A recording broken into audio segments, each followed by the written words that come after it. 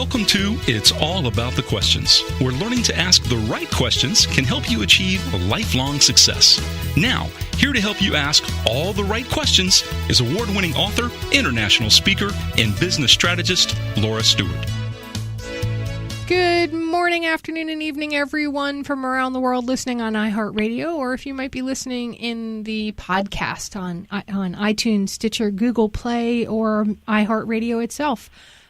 It's such a joy to be here with you all. I can't believe that it's already Tuesday since, where did the week go? I want to give a special shout out to my friend Barry Laub, who is celebrating his birthday today. So happy birthday, Barry! I know you're listening, so have a joyous birthday and may it be filled with overflowing blessings. And anybody else whose birthday it is today, the same for you.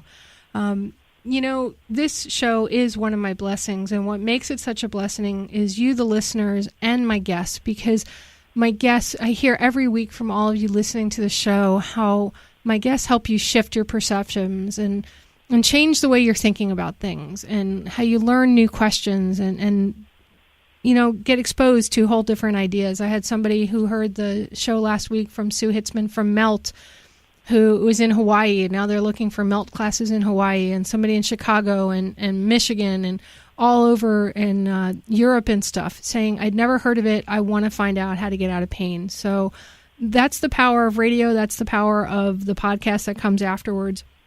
And today I have another special guest that I'm bringing to you today that came in because of some previous guests of mine, Bob and Christine Wright, who are the founders of Stress Free Now. And they've been on my show, and they're incredible people. And they introduced me to Alan Eisenberg, who is my guest today. And he is the founder and managing director of Bullying Recovery. He's an author, a speaker, certified life, solution-focused health and wellness coach. More than anything else, he is a survivor of youth bullying and has turned that experience into being an anti-bullying activist and blogger. He started his blog site about the long-term effects of bullying at bullyingrecovery.org. The site has over 1.2 million visitors and is used in schools for bullying teaching. He's written books.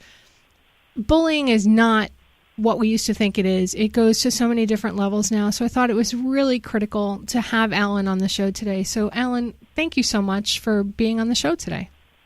Well, thank you for inviting me, Laura. And I love your name of your show. It's all about the questions, because it really is. There's so many questions that always surround every issue, and certainly bullying is one that has tons of questions around it. So I'm looking forward to talking about that and sharing that. When I was growing up, I never thought that I was bullied or anything like that. But when I started reflecting on it, a lot of things that happened in my life were in some ways subtle bullying that you don't realize it. And bullying has taken a major front seat in the press between Lady Gaga talking about it, and all the celebrities and kids committing suicide because of bullying. I mean, even look at the Trump, Clinton, all the politicians. That's bullying. Can we start out by defining bullying?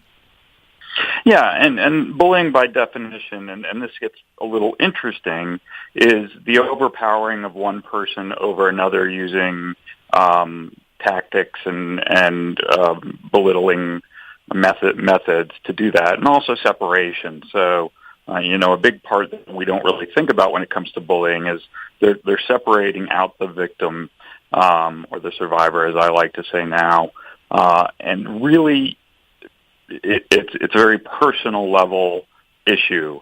And that gets confused sometimes when you read about hazing, like, hazing in sports or stuff. That when it's done to a group, that's very different than done to an individual. So bullying by definition is really about ostracization. Now ignoring is a big tactic in bullying, and really, the idea that you're singling out one particular person and attacking them personally. But that personally doesn't have to be physical presence, because now we've got the cyberbullying, which is a way of bullying without ever being seen. Right, and I like to tell people, we had cyberbullying growing up too, Laura. It was just called the telephone. People would call and breathe heavy into the phone and then hang up. And of course, this was before caller ID, so I always say that there was always some form of way that somebody could do something to you and be anonymous about it. So that's of course, the new tragedy is that there's a lot of anonymous bullying going on, which just this week, I follow every story I can, and just this week in Texas, an 18-year-old girl kept having that happen to her. They kept putting a site up, and then they'd call the police, would go down, and it would come back up another few days. And the tragedy of the story, unfortunately, is that she wrote an email to her family and said, I'm going to take my own life. They rushed home. She had a gun in her hand. She told them to turn around. They did, and she shot herself in the chest and killed herself. And these kind of things happen. These unbelievable, I always say, reality is so much harder than fiction, but these are the things that are happening. And even 11-year-olds, young children are writing letters and saying, I'm doing this because I was bullied. And they truly get to a point of seeing no way out of their situation. Do you think bullying has gotten more intense than it? I'm 53 now.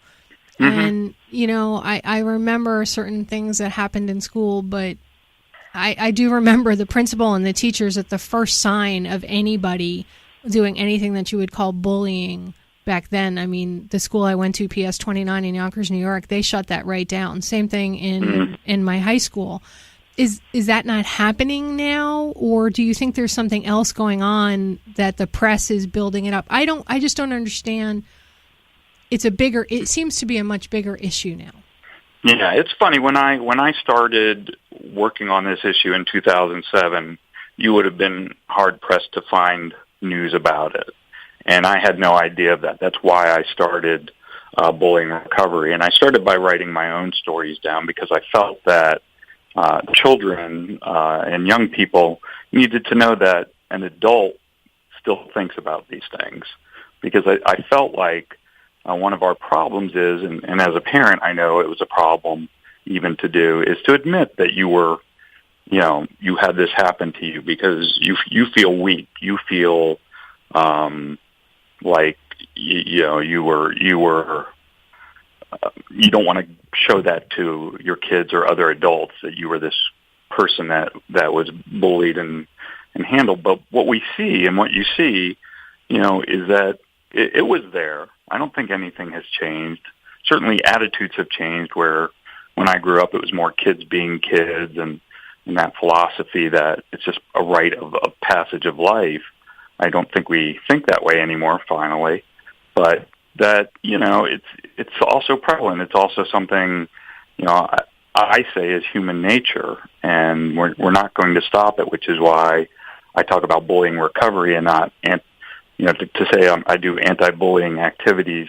I don't really do anything to prevent bullying. I'm more worried about people recovering from bullying because I think we see a lot of adults even that walk around with a lot of damage done to their psyches and their mental health and their physical health even from bullying. And that's now, luckily, the science has caught up with the issue, and that's now called complex PTSD, which simply means that child abuse, it was abuse of the child versus PTSD, which we think of as more adult-based abuse or wartime abuse. Well, I don't know if you read in the paper, I know it hit the national news here in Vero Beach, one of our high-level fire chiefs, he committed suicide, and he had written a letter, and he called the police to come say, this is where my body will be, and he said the PTSD just got to him, and he took his own life. Right, and that's one of the great misnomers, too, is statistically, as we think that children, it's considered the second biggest cause of death for youth is suicide. But the highest percentages are actually midlife, or actually people in midlife. And I think it's interesting because I think in many cases, we used to talk about midlife crisis. I think it's people who, start to feel as if their life never really amounted to what they wanted it to be, and they feel their self-esteem, which was damaged possibly years ago, is down, and that's really the interesting thing, is the largest percentage are actually middle-aged people. But of course, they die from many other things. So statistically, suicide's not as high a level as a young person. So how do you figure out that your child is being bullied? Well, that's the hard part, and it depends a lot on age. So if you're dealing with young children, they'll usually be more vocal with their parents. You should see attitude changes. I think, again, part of it is learning to be an empathetic person and understand the empathy side of the equation. We think a lot about sympathy, but we don't realize empathy. So, I always say if we went to school and you had like EQ, emotional attendance, as well as did they show up in their seat? Well, did they show up in their seat and were they silent the whole time? Are their grades dropping? Are they not communicative with people that used to be their friends? And all of this. And so I think as parents, we need to be able to observe those things as well, but also, be communicating with the community groups like the school. Like, are you seeing this? Is this something? But we have to pay attention, and that's where things get very interesting. And then when a child becomes a teenager, of course, it becomes much more difficult because teens, just by nature, do not communicate well with their parents. And usually these things get buried for them. They don't want to. This is where the shaming starts. They start feeling ashamed of the fact that they're being picked on, and they start not communicating. But again, they're going to be showing these things. So again, if you were taking emotional attendance in school, grades are dropping, they're not raising their hand, they're obviously looking upset, maybe they're sick more often than they used to be. These are all signs and symptoms, just like going to the doctor. You have, if you have strep throat, you got signs and symptoms. There's signs and symptoms to, the destruction of the psyche, of the mental health of an individual who's being bullied relentlessly. Now, going back to your own experiences as a child being bullied, if you put that backwards view, could you see that behavior now in yourself? Oh yeah. I mean, I was. I just look at pictures of myself in 7th grade when I was probably teetering on the edge of some very dangerous areas for myself. But I had been relentlessly bullied, and this is how I started my website, by writing these, what were 24 stories that I could recall very easily from my childhood. That was a 6-year period of living in this one area in Massachusetts. And if you look at the progression of the pictures, you see, a very unhappy boy at the end who also had dark circles under his eyes because he wasn't sleeping and doing other things he shouldn't have been doing. Grades, school, I was doing things that were totally against my nature. My self-esteem was totally gone. I was a chameleon with the people that were my friends. This is what I always say is, if they were, first of all, I was not going to be getting to hang around the best people, so some of my choices in who would hang out with me were not good. One was a shoplifter. If they shoplifted, I shoplifted because I wanted them to think I was cool. Yeah. Right. If they did something, then I was doing something. And I was so unhappy with who I was. I was so unloved by myself. And that's really the key is, we lose our authentic, what we call our authentic self. After a relentless, large amount of bullying, I was doing anything I could to avoid being bullied. And of course, there was nothing I could really do because my personality was such that I was just a target victim, which is what you find out. We all have different personalities. So as like you were saying at the beginning of the show, you don't recall getting bullied that much. I would probably say you were probably a pretty good child negotiator, meaning you you probably had a skill to negotiate yourself out of things with other kids, or you might have been a person who could let things roll off them. I'm defined as what's called an HSP, or a highly sensitive person, which you might also say is like an empath. And I don't mean that like Star Trek empath. Although that's one of my favorite episodes ever, and Bob Wright and I have had many conversations about that because he and Christine have termed me an HSP. Right. So there's books on it, and it took me a while to figure out why I was victimized, why was I the target, and I think you should always look inwardly. It's not that I deserve to be a target. It's one of the things I always tell people is, it's like what we do with rape victims. What were you wearing? How were you acting? Did you have a lot to drink? Did you come on to the person? What does any of that matter? They were raped. So if I have a personality that makes me a target, that doesn't give anyone a right to target you. Yeah. But we still think like that sometimes. Like many of the things that were being done to me in the school, with the adult trying to help, were, well, why don't you change this, or why don't you do this, or because I can't, because I'm an empathic person. If someone's hurting me, I'm going to cry.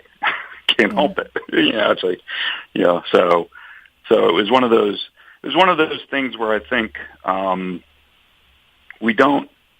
I knew, and because of being sort of a highly sensitive person, I kind of knew for years, and I would tell my mother for years. And luckily, again, another equation here, which is how close a family do you have? How well do you feel? And I would tell my mother, who's an admitted Pollyanna type person, that I was being affected. I was being affected mentally. I was feeling sick. I had stomach problems. I had all these things. And I'm like, somehow I know it's about the bullying. Somehow I know. My fight or flight was broken. So every time I'd have that feeling, hair standing up on the back of my neck for no reason, I'm like, this feels just like it did when the bullies approached me. I'm like, something's wrong. I think I said this for 30 years. And then I finally did something about it. So what was the turning point for you that made you realize like that movie, I've had enough, I'm not going to take it anymore? What was the turning point for you from the movie Network? I'm not going to take it anymore.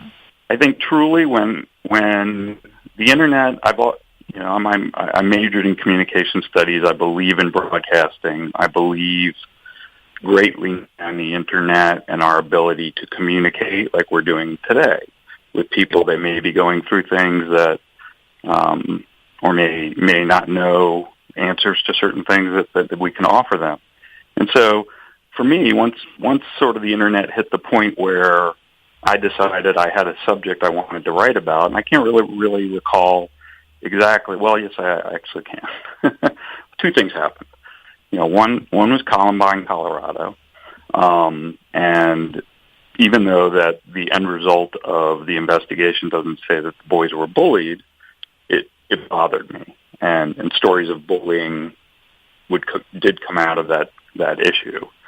And then I went to Virginia Tech, and then they had their shooting, and that boy definitely they investigated and had a lot of bullying happen to him when he was in high school. And I think it was at that point I just said, you know what, Virginia Tech was just too close for me, and I want to do something about this because I still feel this way. I still feel like, and my wife would probably fully admit it, I was having issues of anxiety. I was having issues of self-esteem. I was having still a lot of these same issues. I let go on and on and on. And I said, well, maybe if I write them all down, maybe if I create this website so that others don't feel alone and know that there's adults who still think about these things. And so what I did was open up my own can of worms. And without going through my own recovery, started to relive these stories again, which magically became a much bigger thing than I ever thought it would be. Because originally it was just I'm going to write these stories down, and then people started sending me their stories, of course. And then I started hearing from actually people that I had written about these times, they actually reached all the way to Lexington, Massachusetts, where all of this happened to me. And so I was starting to hear from those people. And I'm like, how far is this reaching? And finally, what would have been my 25th anniversary of high school, when they had their get together in Lexington, I was gone before I even went to high school there, and they were talking about this guy who's got this blog site who writes about all of our bullies, all the bullies we all got attacked by. Really? And yeah, next thing I knew, I had this flood. That's when the floodgates kind of opened, and I had this flood of people reading my site and talking to me and all of that. And I think for me it was overwhelming a bit. Like that wasn't my original intent. And then two, I said, I didn't get better. I wasn't better, and it actually started to make it worse because I had opened up this thing, and I'll kind of do an experiment with you later if you want to show you what I mean. But I hadn't come to a resolution with the things that happened to me. So you were writing about it, you were sharing the stories and getting it out, but you still hadn't dealt with it. Yeah, so like my book, my memoir, when it finally came out, had an act 3. But the first 2 acts were my childhood and my adult years of suffering due to what happened in my childhood. And there was no act 3, what I like to say would be recovery, which I needed. And so I had my breakdown. It finally all got to me, came to a head in my midlife. And I went and dealt with the professionals who know how to deal with these things, found out I certainly wasn't alone. I certainly wasn't special in what happened to me versus what happens to other people, and that there is a way to get past it, to grow past it.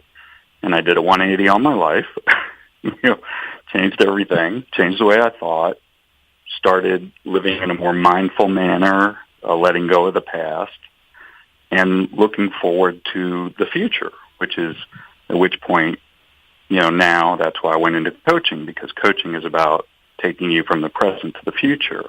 But I had to deal with my past before that. And so I did. And once I did that, I had my act 3 for my book, so that my book wouldn't end on this really down note. And there's a lot of books out there about bullying, and unfortunately they do end on down notes. I was attacked, and now my life's ruined. That's the story. It doesn't have to be. So you don't have to stay a victim. Yeah. And so, again, if there are people that unfortunately want to live as a victim because it gives them an excuse for behavior. And that's what I certainly was doing that. I was certainly saying, hey, I'm acting this way because I was bullied. But I have to own that. You have to own your own behavior. You have to own, do you want to be like that? Is that what you want? And I didn't want that. And so, it's now been 5 years later. I did a 180. I feel the best I've ever felt in my life. I don't get stomach aches and anxiety and all of these things that happened to me before. And it's just the realization that we control our minds. Our minds don't control us, but we can let them do that. And I think that's where a lot of people struggle. And when I talk to a lot of people now, they struggle with that. They struggle with, this happened to me, and this is the way my mind's working, and I can't stop it. And I think that's a perfect way for us to end before we go to the national news, is that whole thought of, you have to own your own behavior. So I'm going to encourage everybody as we go into the national news break to think about this question. What in your own life do you need to own, to take responsibility for, and say, okay, what do I need to do to move forward, to enter into my 3rd chapter, so that I'm no longer in the past. I'm moving forward. This no longer defines me, and I own my own behavior. If you want to tweet that out to @TheLauraStewart, that would be great, or just email me if you need some help figuring all of that out. Laura at laurastewart.com. We'll be right back with more from Alan Eisenberg. Welcome to It's All About the Questions, where learning to ask the right questions can help you achieve lifelong success. Now, here to help you ask all the right questions is award-winning author, international speaker, and business strategist, Laura Stewart. Welcome back, everyone. We are here with Alan Eisenberg, founder and managing director of Bullying Recovery, himself bullied quite a bit extensively as a youth, and it took till he was an adult till he really got what was going on and found his third act, which is the recovery portion, and able to reconcile a lot that happened to him as a child. Alan, we talked so much the first half of the show about the signs that people can look for if their child's being bullied, or even as an adult, what's going on there, and the different symptoms. You've done so much research with all of the books that you've written. One of yours is your experiences of Ladder in the Dark. You have another book, Crossing the Line. You speak all over the place on bullying and bullying recovery. In your research, what have you discovered about bullying survivors and bullies? Well, the most interesting part of the research is how close they are in terms of personality traits. There's a crosswalk, low self-esteem, insecurity, all of these things, abuse at home versus abuse at school, ignoring at home versus ignoring at school. They're pretty much down the line the same until you get to some of the more esoteric stuff, like, are they bigger, stronger? Do they have a group of people that are behind them? Do they have a different complex or a different personality? We were talking about HSP. Are they the opposite of that? Do they just not care anymore? And so I think when I talk about bullying recovery and when I talk about my company, I don't distinguish between people needing recovery on one side or the other, because statistically what's shown is you have the bully survivors who have these long-term damages that I've talked about myself. What I had is no different than what tons of bullying survivors have, which is anxiety, depression, complex post-traumatic stress disorder, as I said, and feeling incredibly low self-esteem or no self-esteem and no authentic self, versus bullies who, if what the studies are showing is that bullies who relentlessly bully over the long term, 60% of them will have one arrest conviction, which will ruin their life, of course, because, of course, jobs and everything else gets a lot harder. 40% of that 60% will have two. And that's pretty alarming statistics. So really, on one side is the person who is internally harmed. On the other side is a person who's externally ostracized.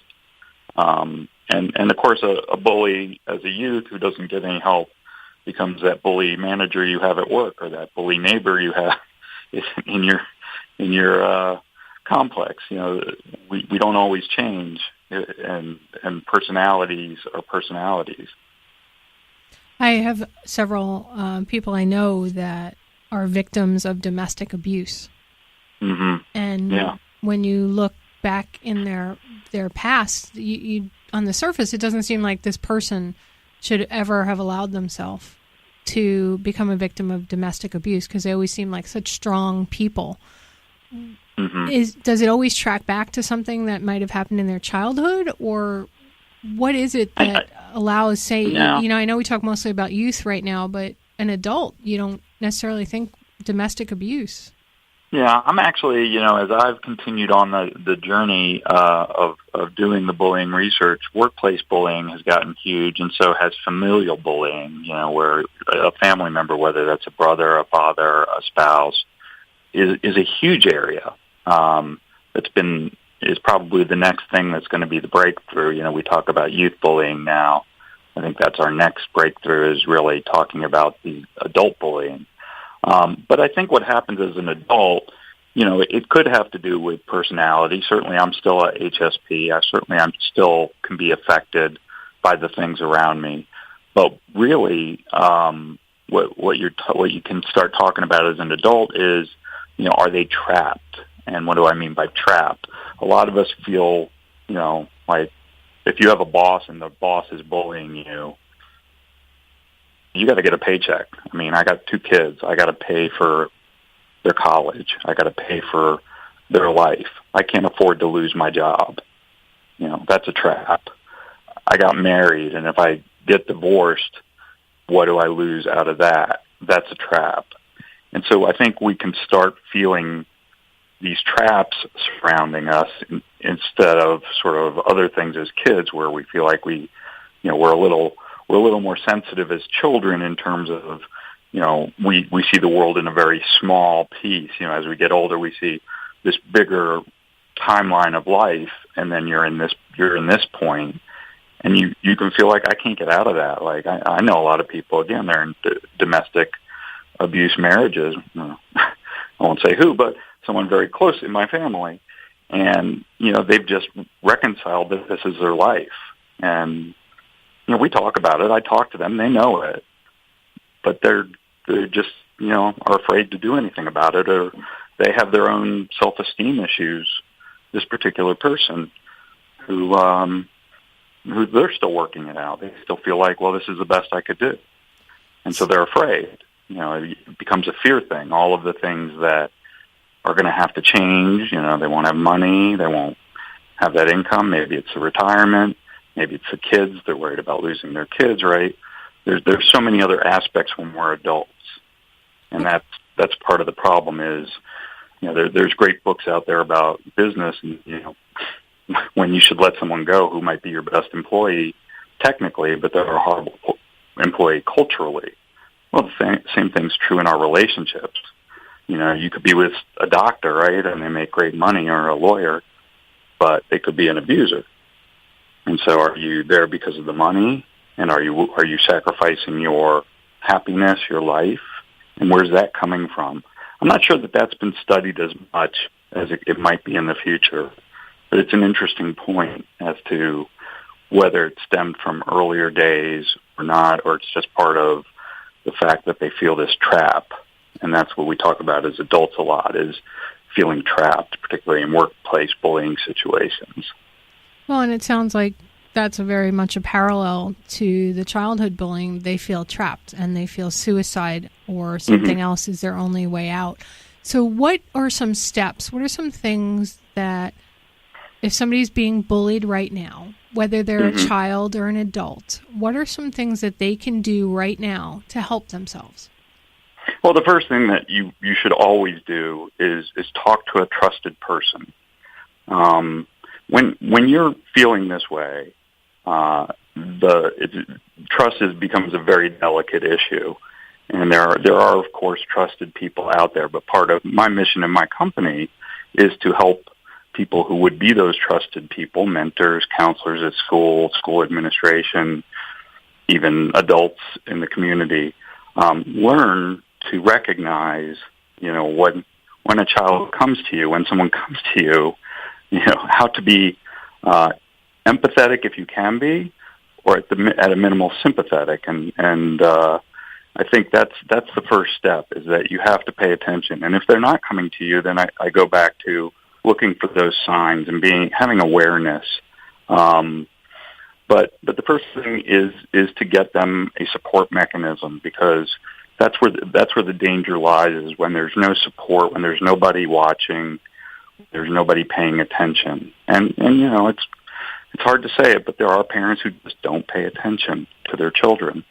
So I think as a community, you have to pay attention, because most people, as good a mask as they could wear, as good a mask as I could wear, it's never going to be good enough to not see certain things that about someone. So I would say number one is seek help.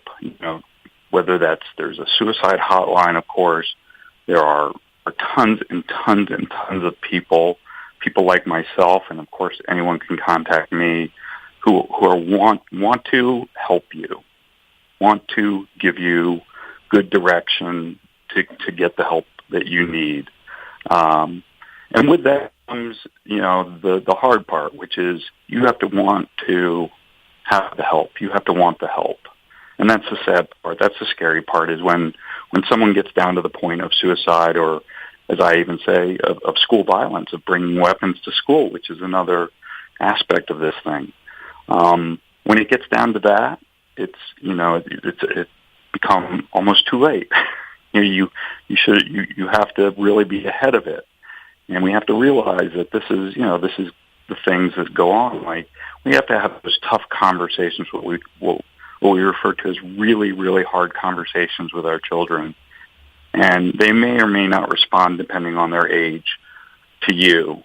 And then, as an adult, it's not bad to try to find someone who they can talk to. There was a point where with my son, I was like, hey, I'm sending you to the counselor at school because you're not talking to me. And, then he started talking to me. So sometimes you have to say, hey, I need to help them get help. But getting help is really the first step, because talking about it's going to be the first breakthrough, and the shame, losing the shame of it. Because what we find is, when someone commits suicide, they're leaving a note talking about how ashamed they are of what's happening to them. And that's the opposite of how they should feel, unfortunately, but that's how they feel. Okay, so we're going to go into our last commercial break for the show. And I'd like everybody to think about, for this commercial break, is there an area of your life that you feel shame about? Because it's probably not something you should be ashamed about. Brene Brent does wonderful work around this, and we're here with Ellen Eisenberg. We'll be right back with more from It's All About the Questions. Success comes from not only what you know, but also who you know.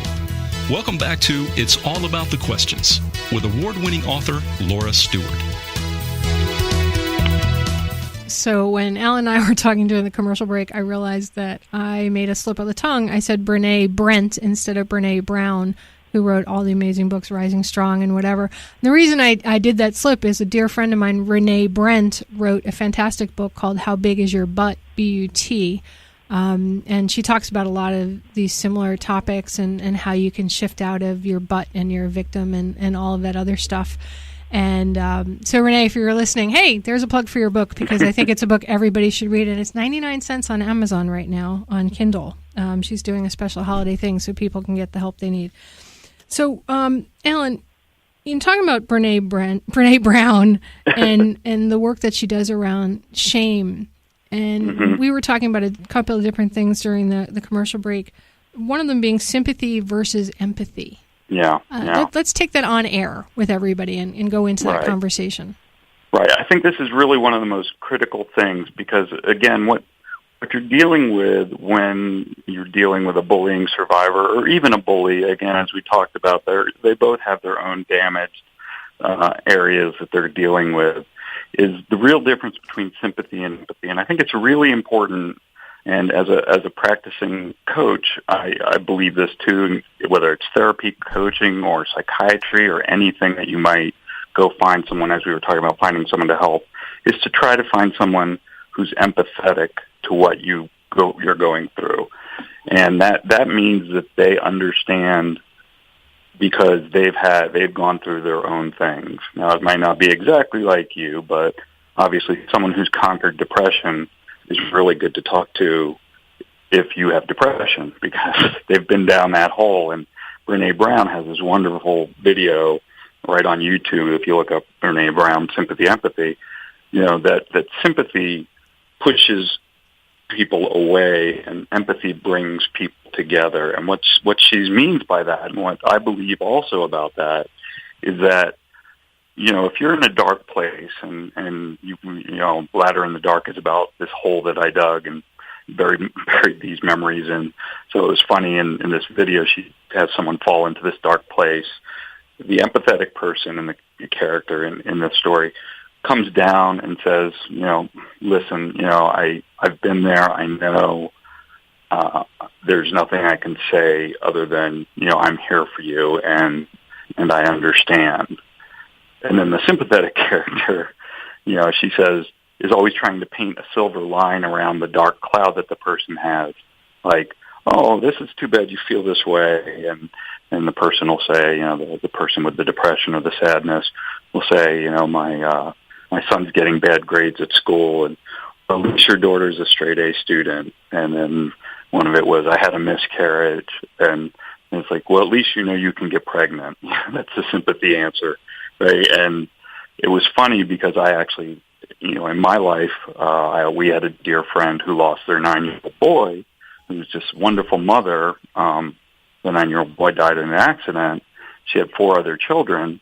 And we're at the funeral, and I remember to this day that someone came up to her and said, well, aren't you lucky you still have 4 other children?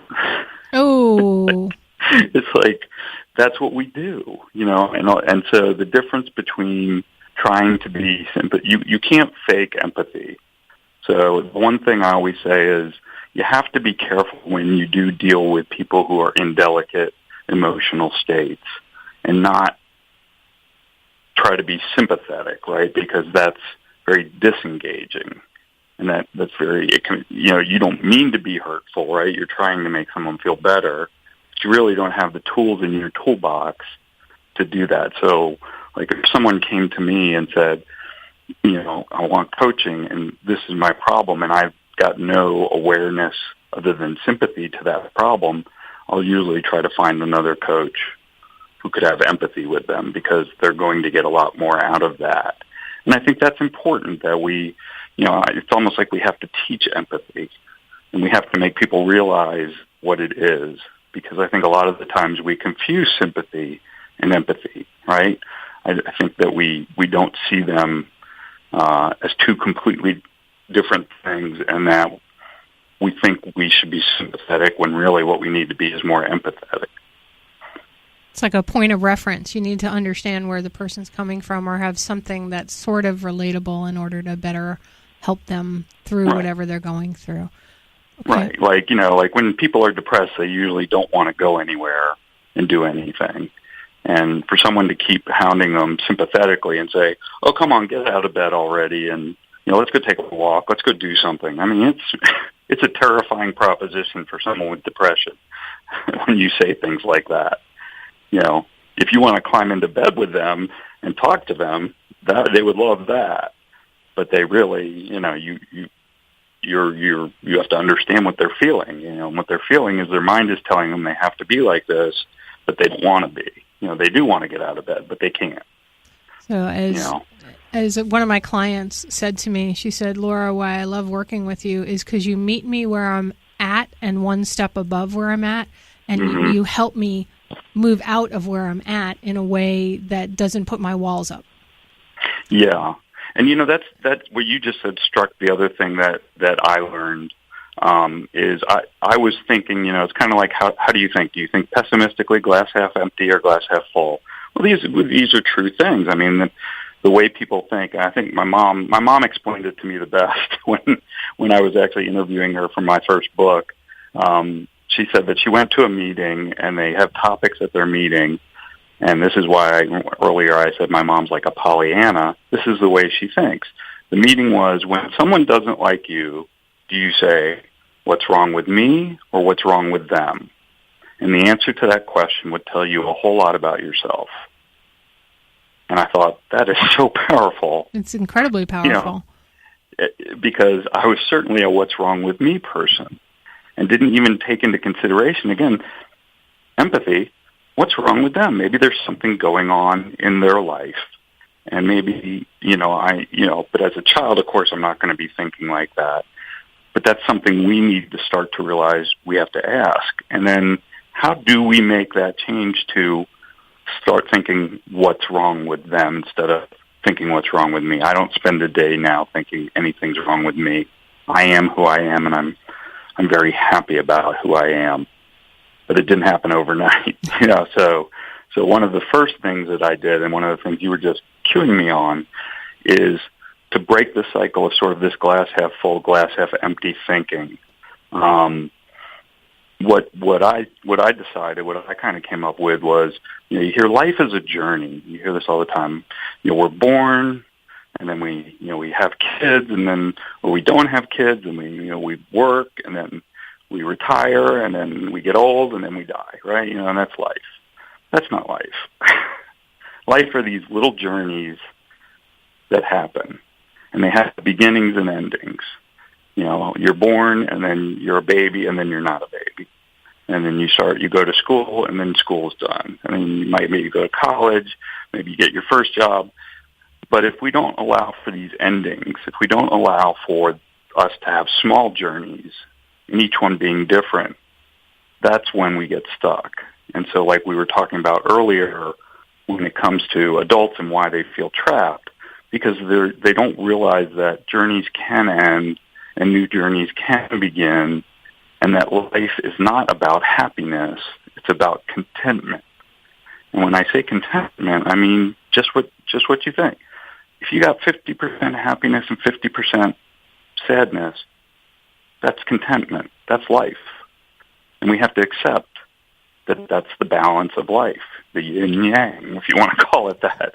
I love that. And we're almost at the end of the show, so I want to make sure that since people have been asking, how do they reach out to you if they need some help or know somebody that needs to get some help with bullying and bullying and recovery? So you definitely want to just contact me through my website, which is bullyingrecovery.org, or if you want to connect to me through my coaching program, you can still do that through bullyingrecovery.org, but you can get right to it by going into Healthy You Coaching, just the letter U, not Y-O-U, .bullyingrecovery.org. And then once you do that, you'll go right to my coaching site. Okay. And I'm always available. All right. Well, thank you so much for being on the show today, Alan, and enlightening us with everything that people can do to get awareness about bullying and bullying recovery. I thank you for the work you're doing. Thank you, and thanks for having me. Remember, everyone, the right questions can change your life. So what are you asking yourself today? And hey, if you're in Vero Beach, come join me at the Vero Beach Book Center tonight. I am doing a book signing for a book that I contributed called The Mentors That Matter. So Vero Beach Book Center tonight, 6 p.m. if you're here local. You've been listening to It's All About the Questions, starring Laura Stewart. Connect with Laura at it'sallaboutthequestions.com and download a free workbook that will help you ask better questions starting today.